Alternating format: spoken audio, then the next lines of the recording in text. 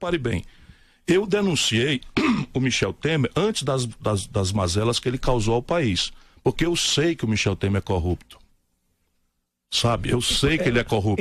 Dê um exemplo. Exemplo, eu tenho as cópias de um processo, não é, em que há mais de 20 anos o senhor Michel Temer foi denunciado. Veja como as coisas do Brasil são, professor. O Michel Temer foi denunciado num processo de reconhecimento de união estável por uma senhora que era, como é que a gente diz, sendo delicado agora, more presidentially, né? Era, assim, a senhora mantinha uma união estável fora do casamento com o operador do Porto de Santos. E ela simples e puramente declara para o juiz, não é, que queria não só o reconhecimento da união estável, mas a parcela da grana, não é, que o marido adquiriu com propinas no Porto de Santos e que eram repartidas na seguinte proporção: X% para o Michel Temer, X% para o coronel fulano de tal, que eu não lembro o nome agora, mas é o operador do Michel Temer, que paga a construção, a recuperação da casa da filha do Michel Temer, etc. Todo mundo sabe, os 5 repórteres que estão aqui, distintos que são, todos aqui sabem. Isso é uma matéria conhecida. E o que deve fazer um político diante disso? Se calar, participar do grande pacto de Omertá, que é a lei do silêncio da máfia. Eu não pertenço à máfia brasileira.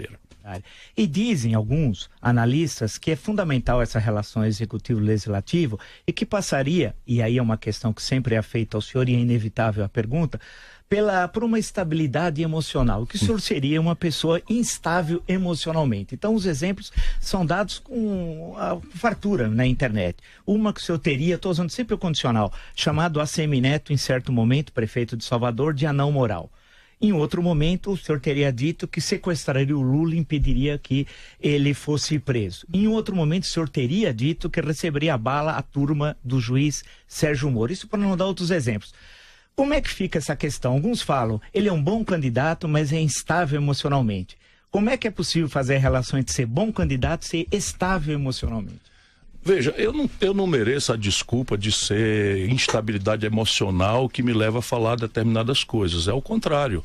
São Paulo não está ilíquido porque passou 8 meses sem pagar dívida ao governo federal, com uma liminar dessas liminares aberrantes que o Poder Judiciário brasileiro aqui e ali oferece ao estarrecimento de quem estuda direito, e porque não dá reajuste ao servidor público de São Paulo há 4 anos. Ministro. 1 minuto só. Posso? Não, mas então, já faz vários minutos, senão vira, senão vira discurso e não entrevista. Não, então faça a pergunta simplória, tipo não, meu temperamento, que eu respondo com 2 frases. Não precisa ser simplório para ser sintético. E mesmo porque nos debates o senhor não vai ter esse tempo indeterminado, então é bom ir treinando. É o seguinte, eu ia perguntar justamente sobre o que é uma generosidade tão doce, está me dando a oportunidade de treinar. Boa ideia. Boa ideia, vamos lá? Aqui foi uma ironiazinha que eu também faço. Então, aí a gente vai treinando, eu de lá e o senhor de cá. Olha a instabilidade emocional. Você acha que eu estou instável? Eu estou aqui sereno e tranquilo, já passou o nervosismo, porque já começamos a jogar, já a camisa já está suada. Mas como é que o senhor vai dar o perfil da dívida? Eu não consegui entender, candidato. Pagando como? Pagando e recuperando confiança. Pagando como? Pagando. Se o senhor falou em 24 meses e está questionando, o questionamento é seu mesmo em relação ao prazo. Por exemplo, o Brasil... Como mudar o prazo e a quantidade dessa dívida? Você quer ouvir mesmo? Eu quero, eu não entendi a sua resposta. Qual parte que você não entendeu? Nenhuma. Eu não entendi como é que o senhor pretende compatibilizar isso no curto prazo. Pagando, você não entendeu? É simples essa palavra? Então, é claro que pagando, mas de que forma? Então você entendeu pagando, agora você entender como é que paga. Exatamente. Então não é que não entendeu o que eu disse. Eu não entendi a fórmula. Então a fórmula é porque você me interrompeu, eu ia dizer. Não interrompi não. Então desculpa, pareceu que tinha interrompido. Por favor.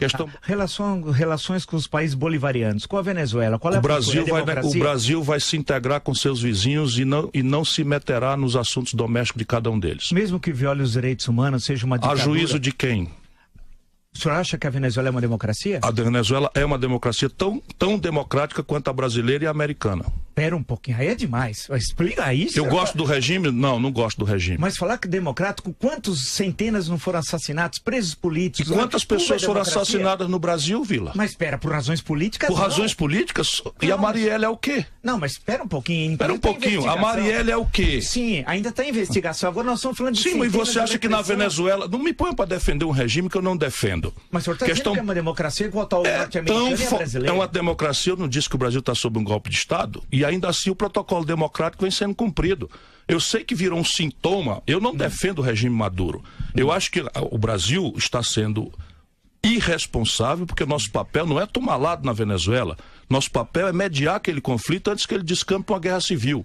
E na medida que o Brasil, empurrado por uma elite absolutamente irresponsável, vira gendarme da América do Norte neste assunto, nós nos demitimos e somos o único país do mundo. Aqui, brasileiro que está me ouvindo, ao regime venezuelano, que eu não aprecio, deu ao Brasil 5 bilhões de dólares de superávit em nosso favor. E não paga os empréstimos do BNDES. 5 bilhões de dólares por ano em nosso favor. Mas não paga. Sim, agora não está pagando o empréstimo e isso eu não sanciono, não me põe para defender o que eu não defendo. Mas se o senhor vê o país à beira de uma crise, de uma guerra civil, como é que o senhor acha que é uma democracia? O país à beira de uma guerra civil? Como é que... Eu estou calmíssimo. Não, mas se é isso, se é uma guerra civil, como é que pode ser democracia? As duas coisas não conversam. Por quê? Porque a oposição não está respeitando o regime. É a oposição que está provocando a quase guerra civil e não o regime? A oposição venezuelana é a coisa mais... Eu ia dizer uma palavra indizível em rádio, mas é uma das coisas mais podres que a América Latina conhece. E o regime não?